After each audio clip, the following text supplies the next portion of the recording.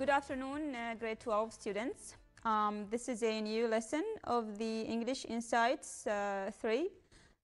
Just before I start the lesson, I just want to say that I hope this week was a nice experience with a full experience of the Google Classroom, as it was your first time experiencing the full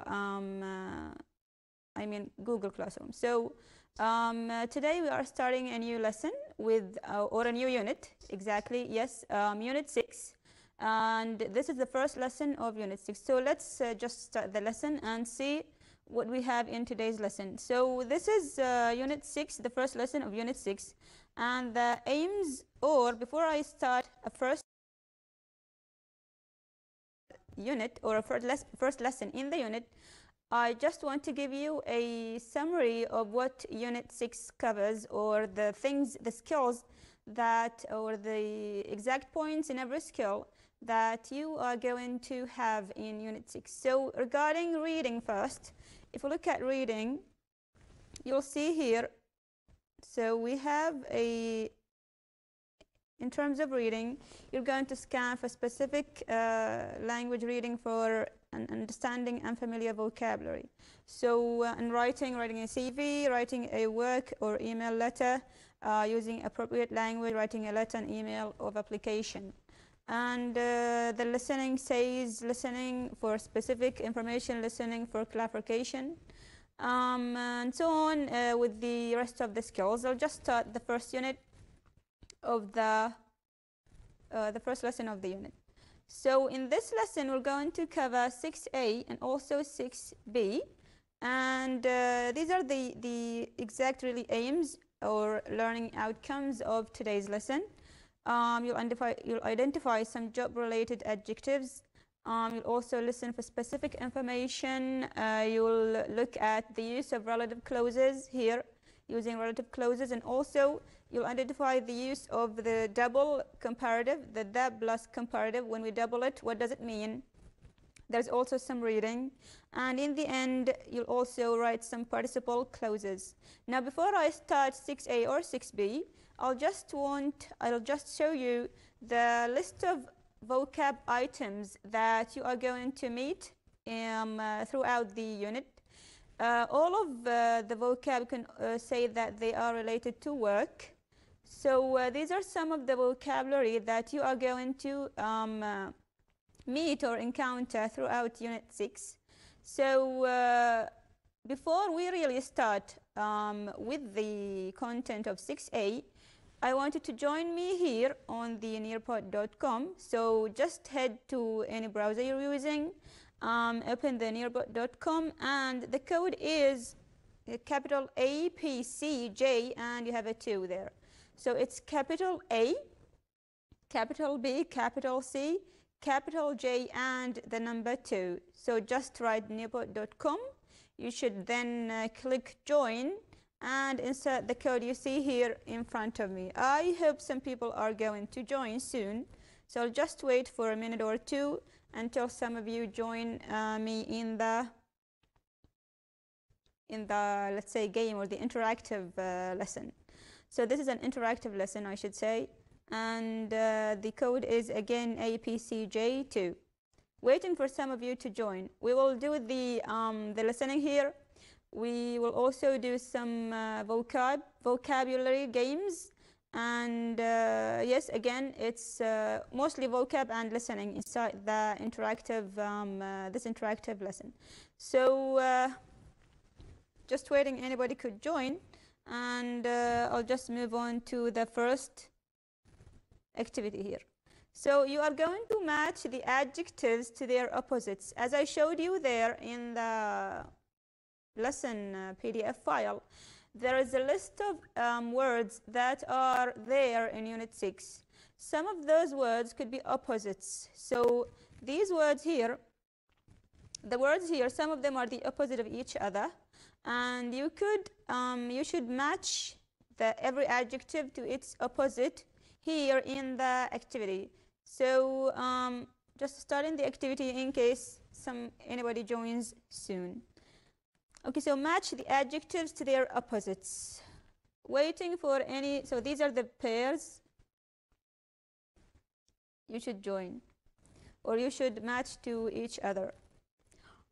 Okay, so let's see some of the words which are going to be in Unit 6.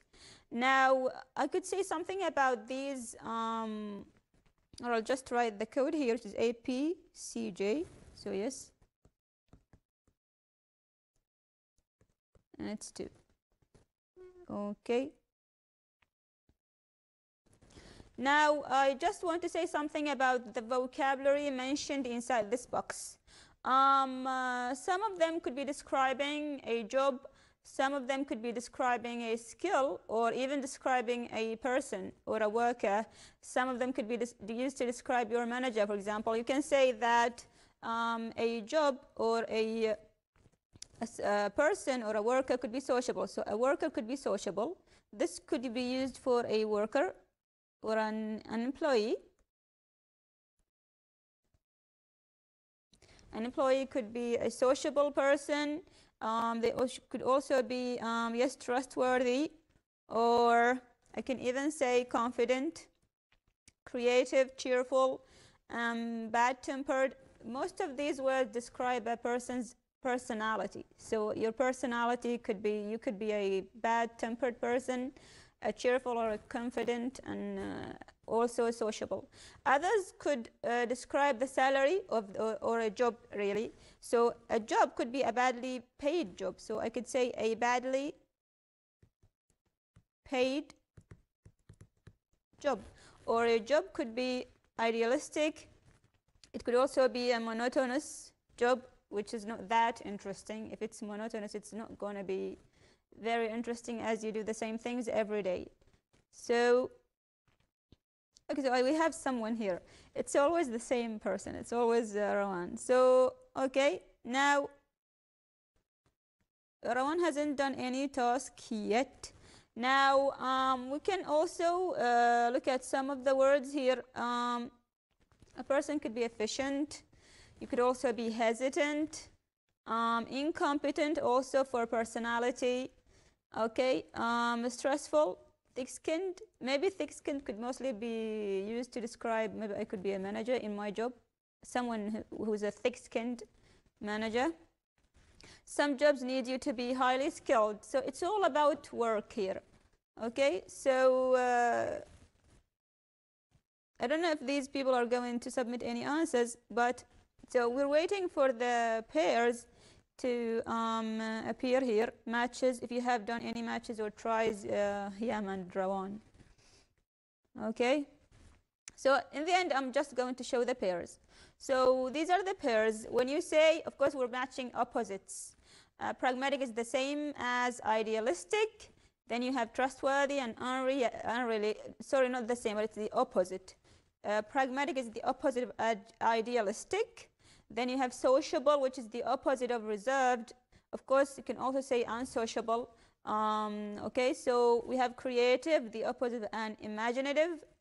Organized, which is the opposite of chaotic. Dynamic and apathetic. You have sensitive versus thick-skinned. Cheerful versus bad-tempered. Then you have trustworthy, which is the opposite of unreliable.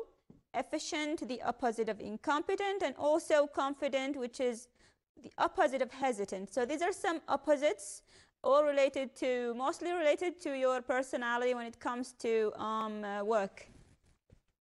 Okay, so I'll just move to the other here one. Now, for this one, you are going to match words with their meanings. Most of these words here, so we have the words here. So it says psychometric tests. Measure these main areas, match them to their definitions. So these are areas which are tested whenever you are in a psychometric test. When you undergo a psychometric test, you are tested for your ability in numeracy. First one, second is literacy. The third is logic. Then you have number 4, problem solving. Number 5 is motivation. Then we have attitude in the sixth one is attitude, teamwork, and last not least is social skills. Now you need to match these words with their definitions. Let's see Okay, so let's see if you are matching. You're not working anyway. So numeracy here, when it comes from the word number, of course. So number means anything related to number, so it's ability to use numbers. So one is going to be F. Then number two, when we say literacy, from literate and literature, mostly, of course, it's going to be something related to what? You might guess that it's reading and writing. So yes, so literacy is ability to read and write. Then we have three, logic, and logic is what? It could be not that difficult here. Now logic is how you what? Let's see if you have any answers there. Okay, we have three people. Then you have problem solving. When you are in a problem, are you able to solve that problem very quickly, or do you take too much time in solving a problem? Then motivation. Are you motivated in your whatever task you do? Do you have the motivation? Do you have the will? So I can say the will. Motivation is the same as will. Number 6 is attitude. Your attitude, how you behave whenever you are in a situation, your attitude towards something, your perception, we could also say. Teamwork, working in a team. Are you good at working in teams, or are you more of a person who likes to work alone? Social skills also we can say somehow related to how you interact with other people here. So you should match the words with their meanings. I don't know if any has submitted. Okay, so Rawan is matching the words with their meanings.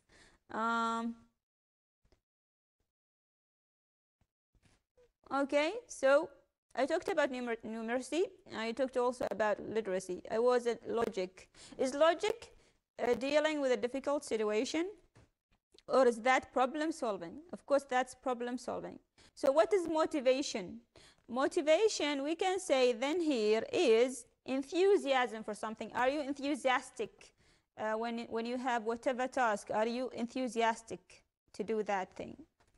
Okay, and then we have attitude. So attitude is, yes, so how you think and feel about something. Yes, your attitude towards something is how you think and feel about something. Teamwork, I talked about it again, working with people, which is, yes, D. So teamwork is D.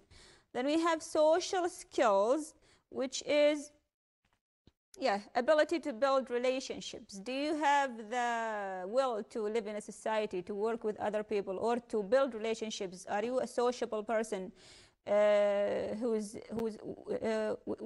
is easy for other people to like make relationships with you or not? So these are some of the words here. I have here some people working but not having submitted their works yet. Maybe I should wait for your answers. Okay, so still work in progress. Okay, let's see here. Okay, so this you're doing right. Is motivation how you think and feel about something? You should check your answers. Okay, so we have, okay, great. Most of your answers, I guess, are correct here, Nujum. Yes, so, okay, so I'll move on to another slide now. Now, in this task, it asks you to match those skills we have just looked at with some examples. So you will have types of tests. Are they, you are given like those types of tests, do they test your skill, or do they test your personality?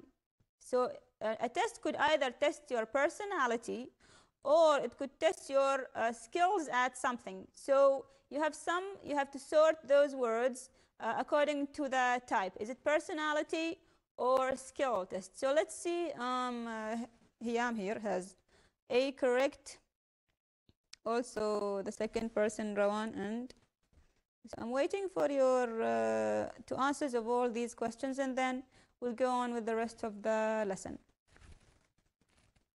Excellent, Hiyam or Hiyum. So it's just, you could try again with number 2.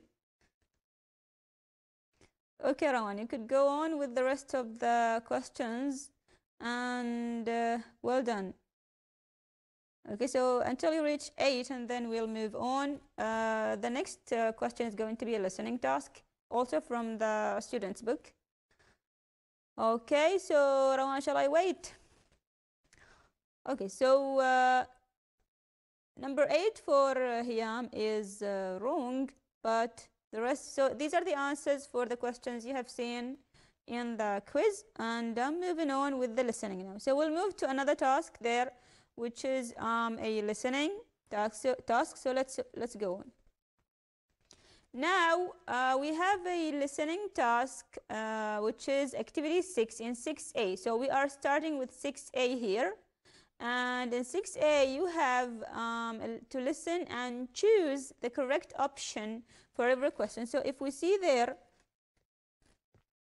as we said here, there is going to be a listening for specific information. So that's what we're doing here, and it's 6A, which is also activity number 6. Okay, so I will play the audio now, so just listen carefully before you answer. So let's listen. When you apply for a job, you will probably have to sit a psychometric test. What is a psychometric test? Well, there are two main kinds: skills tests and personality tests. Some employers will only use one kind, some will use both, depending on the situation. Skills tests measure your ability and aptitude to do something. A bank looking for a bank cashier would obviously want to know if you are the sort of person who's good at working with numbers. An advertising agency looking for a copywriter would want to know if a job candidate is good with words. So skills tests measure numeracy, literacy, logic, problem-solving skills, and the ability to identify mistakes accurately. They measure what you can do. Personality tests, which are very different kinds of tests, measure how you do things, your behavior.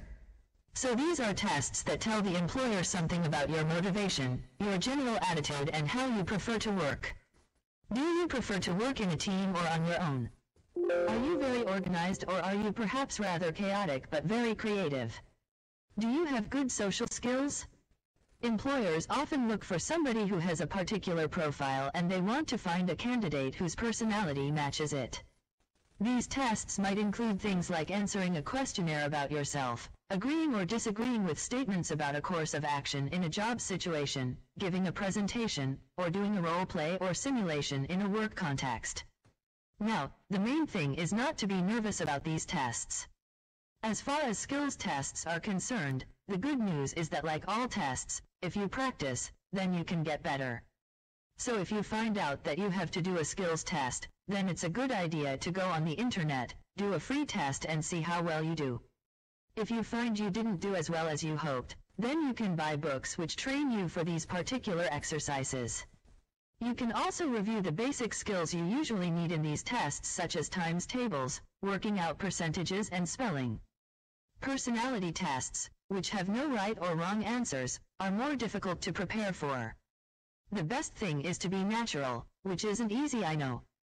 And if you don't get the job, then look at it positively. You probably wouldn't have been happy in that job anyway.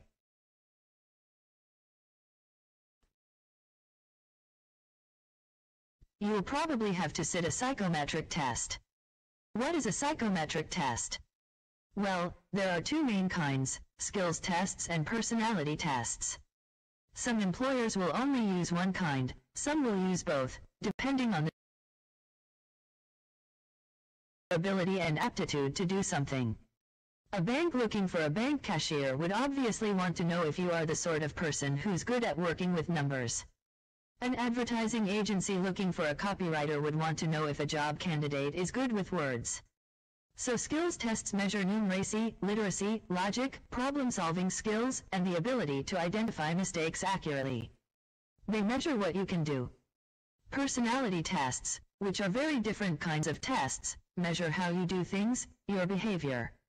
So these are tests that tell the employer something about your motivation, your general attitude, and how you prefer to work. Do you prefer to work in a team or on your own? Are you very organized, or are you perhaps rather chaotic but very creative? Do you have good social skills? Employers often look for somebody who has a particular profile and they want to find a candidate whose personality matches it. These tests might include things like answering a questionnaire about yourself, agreeing or disagreeing with statements about a course of action in a job situation, giving a presentation, or doing a role play or simulation in a work context. Now, the main thing is not to be nervous about these tests. As far as skills tests are concerned, the good news is that like all tests, if you practice, then you can get better. So if you find out that you have to do a skills test, then it's a good idea to go on the internet, do a free test and see how well you do. If you find you didn't do as well as you hoped, then you can buy books which train you for these particular exercises. You can also review the basic skills you usually need in these tests such as times tables, working out percentages and spelling. Personality tests, which have no right or wrong answers, are more difficult to prepare for. The best thing is to be natural, which isn't easy, I know. And if you don't get the job, then look at it positively, you probably wouldn't have been happy in that job anyway.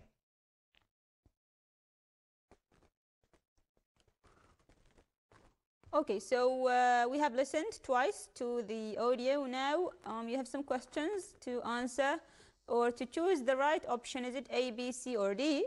For every question you are given, you have 5 questions.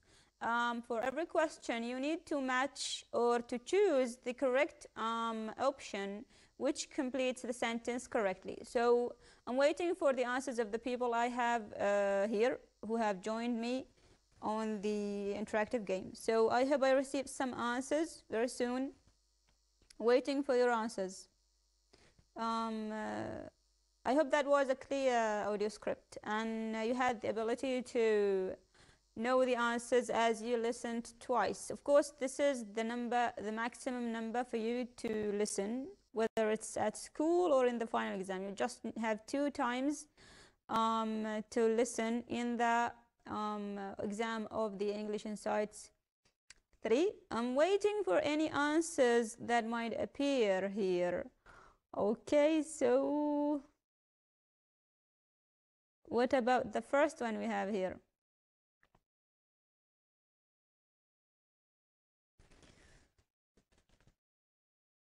Just anyway, so that was the script, and I could just go back whenever you feel listening to the script, and then you can do it in your book. So I'll just leave here and we'll continue with our lesson. So after we have looked at some of the vocabulary and we have listened to that script, there is a grammar rule you have in your books which is called the relative clauses, or not really a grammar, mostly related to writing.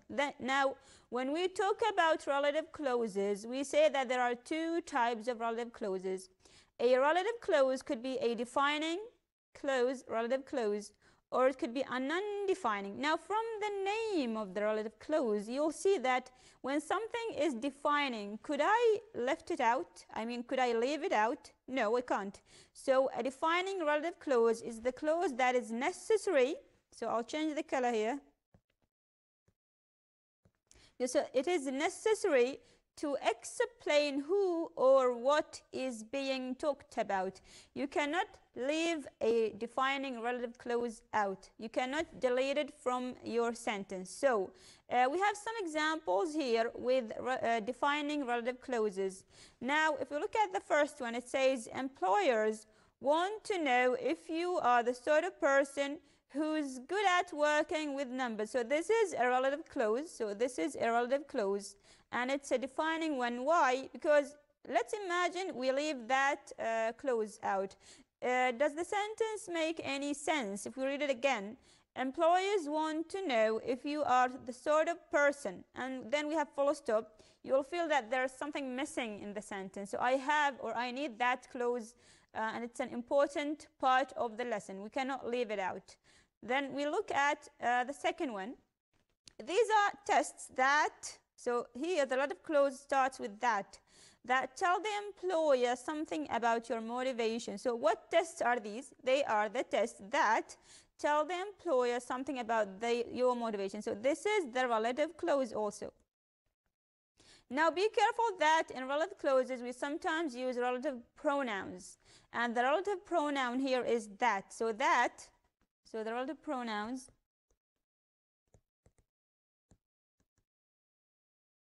Now, how do we decide what relative pronoun to use? According to the word that precedes it. Is it a person? Then I'm going to use who. Okay, so if it's a person, then I'm going to use who. If it's a place, where. So of course you should be like familiar with this. Where is for place. That could be for person, and also thing. So person or a thing for that. Now we also have when. Of course it's going to be for a time. Now, so this is the relative clause, and it starts with that. We have that talking about tests. Okay. Then you have the third one, says they want to find a candidate whose personality matches it. Now be careful about the use of whose. Whose, we use it to refer to a person, but it is also related to possession. So if I say, if I say whose here,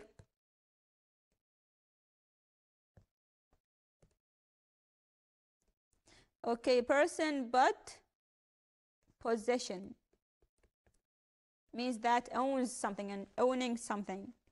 Sorry, that's the wrong spelling. So I don't mean, I mean possession. Yes.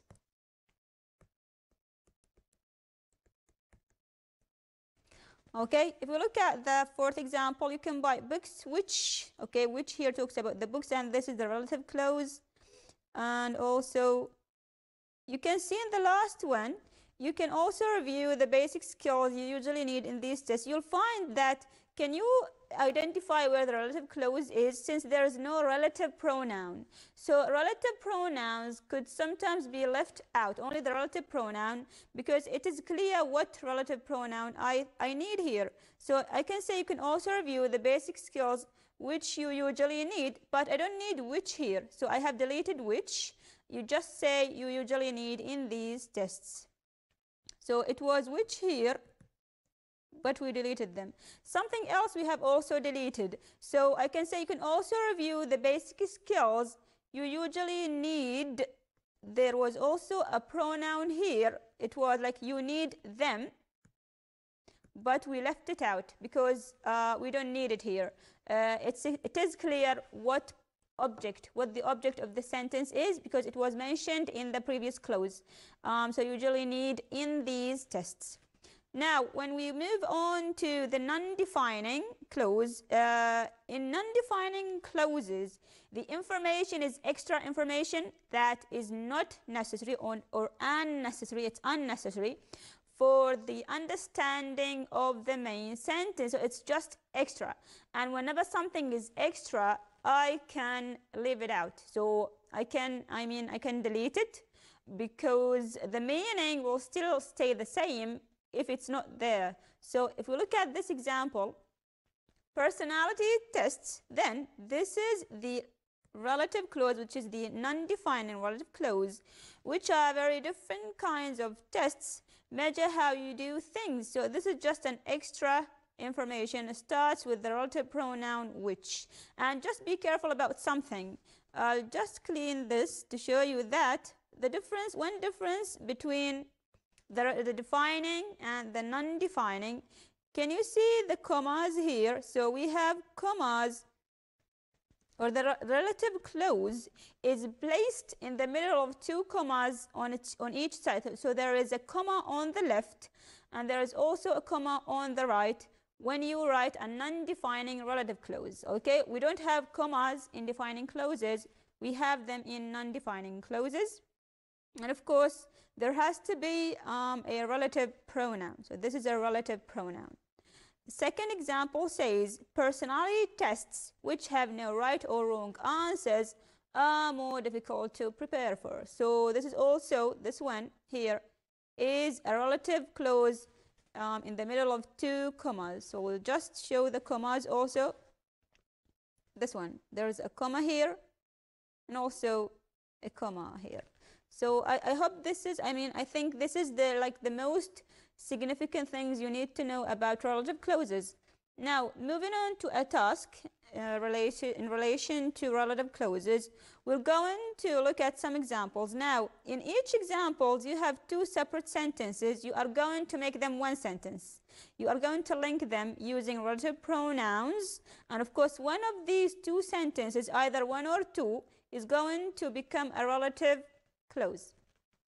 Now, we'll just do one or maybe three examples. If we look at the first one, says, my job is very physically demanding. I've been doing it, so it, for 2 years. It is the job. And if I say it is very physically demanding, so the sentence here starts with my job.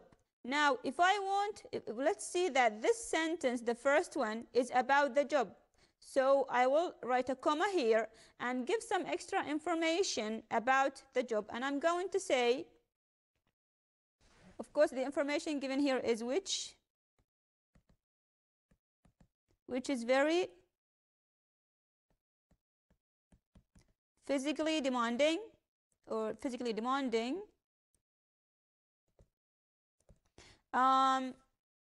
which is very physically demanding. Or another way of putting it, so I'm just going to do this another way.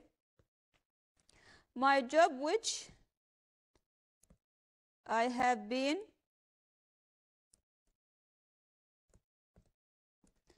doing for 2 years, another comma, is physically demanding. So it's going to be is physically demanding.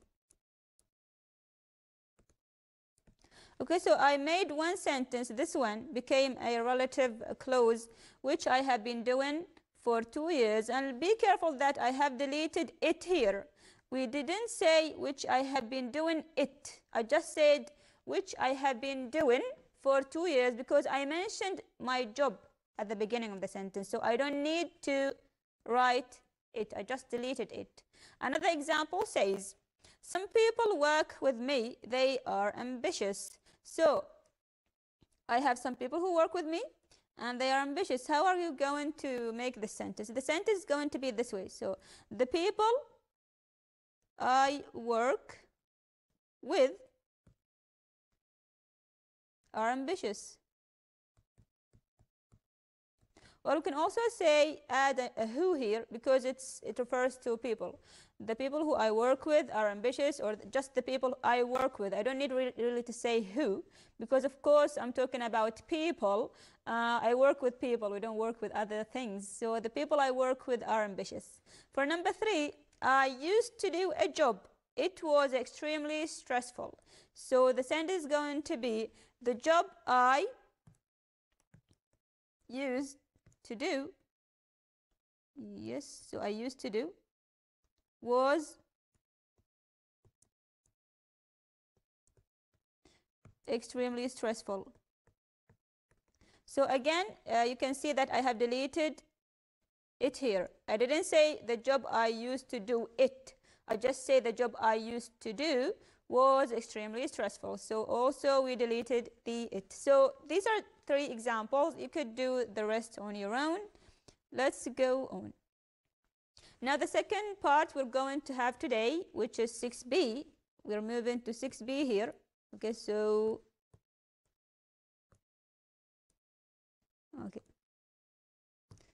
So this is 6b, which is entitled Animals at Work. You might be familiar with the idea that some animals are used for work. It's not just people.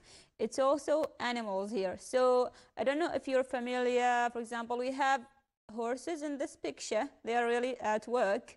Even some other animals could be used as guards or whatever. So lots of jobs that animals could have in their lives. Now there should be a listening here, but we're not doing here. So you could do it with your teachers at your classes. Okay, another grammar also. This grammar rule says here, we sometimes in our writing we use a double comparative or a double the plus comparative to mean something. So I will have two of these, two of the plus comparative. Why? According to what's mentioned here, it says the more or the less plus two comparative clauses is used when one situation is the result of another. So if I want to talk about or to clarify the fact that one situation is the result of another, then I'm going to use two comparatives, and it's a two comparative clause. Okay, you have some examples here. It says the more you stroke an animal and interact with it, the calmer and happier you become. This is maybe according to a study, that the more you stroke an animal, you know the meaning of stroke, you could stroke your pet and interact with it, the calmer and happier you become. Another example here, it says the more contact a person has with an animal, the more sociable they become with people. This is a fact, maybe. So the more contact a person has with an animal. So if you contact an animal, more than other people, then it's going to make you more sociable. So the more, and then we also have the more.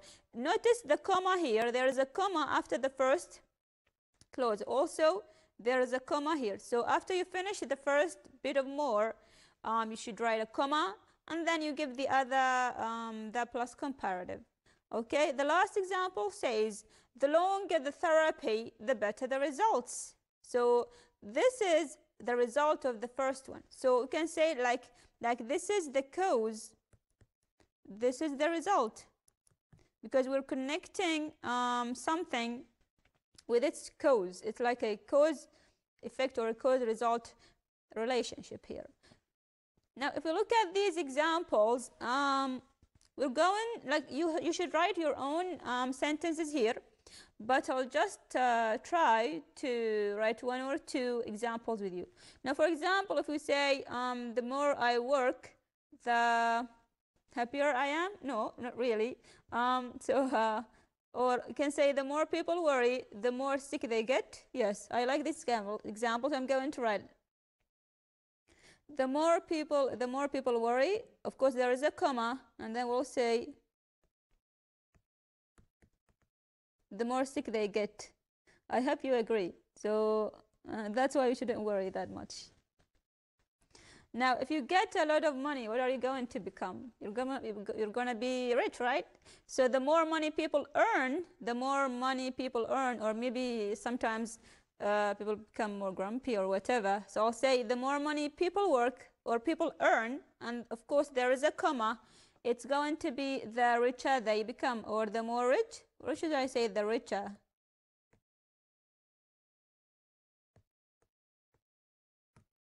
Or more rich, could be. Okay, so these are two examples with the double, of course, the plus the comparative. Okay, so moving on. Now since we're talking about animals, there is a reading task or a reading text which is entitled The Horse Boy, and it's a true story of an autistic boy. You should know the meaning of autistic. Okay, so it's an autistic boy called Rowan, who develops a bond with horses. Taken to Mongolia by his parents, Rowan rides on horseback across the country with his father. Now, this is an experience or a story about a man who uses an animal, a horse, to treat his son's autism. Now, this is an adjective. The noun is autism. Okay, so an autistic boy, and this is his text or his story. Of course, part of a story, really. Let's see this text. In this text, you are asked to match these sentences. Of course, they are four, but you only have two dashes. You need to match them with the dashes. Now, how do I know, or how do I decide which sentence to put where. What skill do we need here? It is mostly a matter of comprehension. So you need like to understand what's before the dash and also what's after the dash. Should I choose, is it A, B, C, or D? According to what's, as I said again, before the dash and also after the dash. Now, if we read this part of the story together, it says the horse digs its back hooves into the dirt and gives one last scrambling effort to reach the top of the rise. Okay, I should also read the sentence which is after the dash. I cannot decide by just reading one part of the paragraph. You should read what's before and also what's after. What's after says, for one terrifying, this is important here, terrifying moment, something terrifying happened there. Now, because there is the word terrifying, which means frightening, so terrifying, other synonyms for this word would be scary. I'll just, okay, so we could also say daunting, frightening,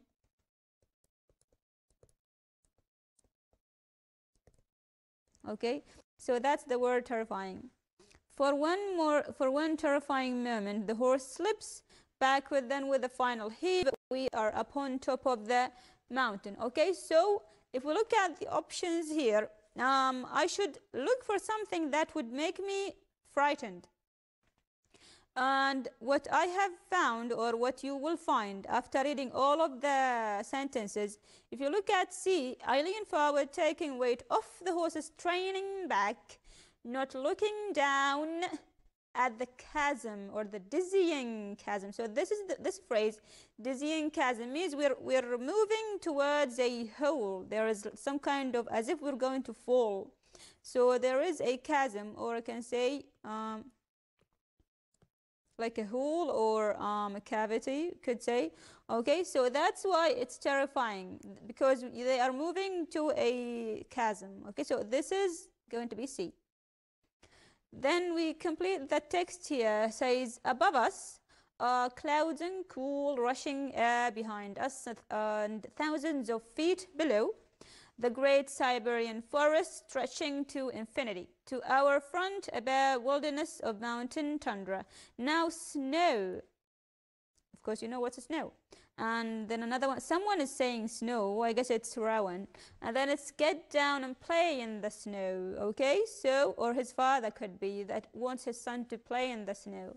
Now, snow, I have also found some phrase which refers to snow, and it's here, streak of white. What's white? Snow is white. Because snow is white, then I guess B is the best answer for dash number 2, and 2 is going to be B.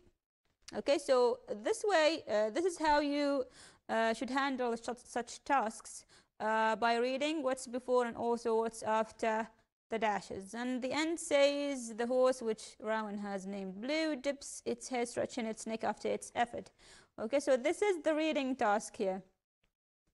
One more also, now this part of the unit is really full of grammar, we can say. Another grammar related to also writing, because it's related to writing, that's why you need to know it in order to like be more creative, write more interesting paragraphs and sentences. Participle clauses. We move now to participle clauses. What are participle clauses? Yes, participle clauses are clauses which are shortened. So they are clauses which are shortened. They are made short. Shortened means made short. So when I say shortened, it means they are made short using a present or past participle. You know what's a present participle? So a present participle, okay, let's say the present. The present participle is a verb plus ing. Okay, so that's a present participle. Okay, let's just clean here. I should say verb in order to make it more clear or clear for you. So a present participle is a verb plus an ing. I'm going to clean it again. Sorry for so much cleaning. Okay, ing. And what's a past participle? A past participle is the one that we use with tenses like the present perfect, the past perfect, the passive tenses also. So a past participle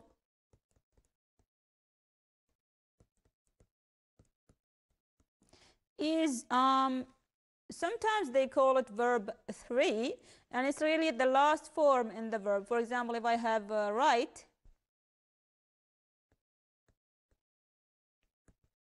it's going to be written. And there, for the present participle, it's going to be writing. Okay, so this is, they are often used in writing. That's why it's very important to know about them. They are often used in writing. They make your writing really better and more interesting. Now, participle clauses. Let's look at number 1 here. Okay, so we have number 1 here. Participle clauses which refer to a noun are similar to shortened relative clauses, as if they are relative clauses which were made short. Okay, so we have some examples here. The book written by Rupert Isaacson is a bestseller. Now let's look. This is the okay, so this is the participle clause, and of course it's a past participle, because you see here written is in the past participle. Now originally this sentence was the book that was written. Okay, it was that was written, but because it's very clear, I don't need to write that was. I just say written by Rupert Isaacson, so is a bestseller. Another example will be the present participle. With the present participle here, taking is used in active clauses. Okay, so of course I have switched here. It should be yes, this one should be here and this one really should be there. Okay, so we're talking about the past participle written is used in passive clauses. This because we have by here, and you know that we use by in the passive voice, by for the, so here we have the participle, the past, the past participle which is written here is used in passive clauses.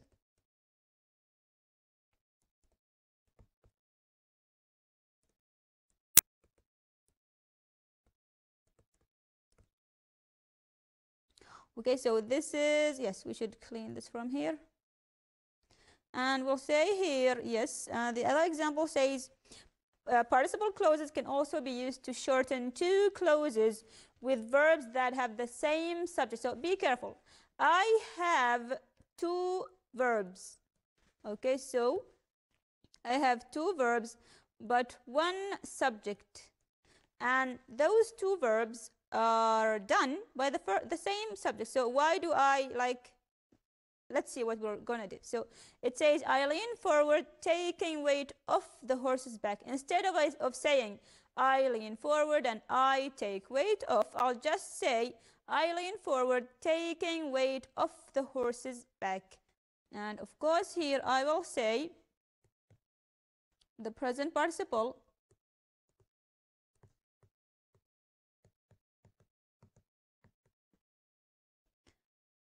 like taking is used in active clauses. Okay, so these are some, this is the use of participle clauses. And again, the two verbs are lean and take. We have in both times, in both clauses, we have I. That's why we just deleted one I. And we said, I lean forward, taken weight off the horse's back. We're going to look at some, like one example. For example, say, teenagers who are struggling with emotional problems learn to work with horses on a ranch. It says teenagers, and then we have a dash, learn to work with horses on a ranch. Now, we have the relative clause here, I will delete who and are, and I'll just say teenagers struggling with emotional problems, and to the end of the sentence. The second one will be each student is assigned to an individual horse and learns to take responsibility for it. Okay, so it's going to be assigned to an individual horse. There is a comma there. Each student learns to take responsibility for it. Okay, good riders work on the ranch and help with the cattle. Good riders work on the ranch.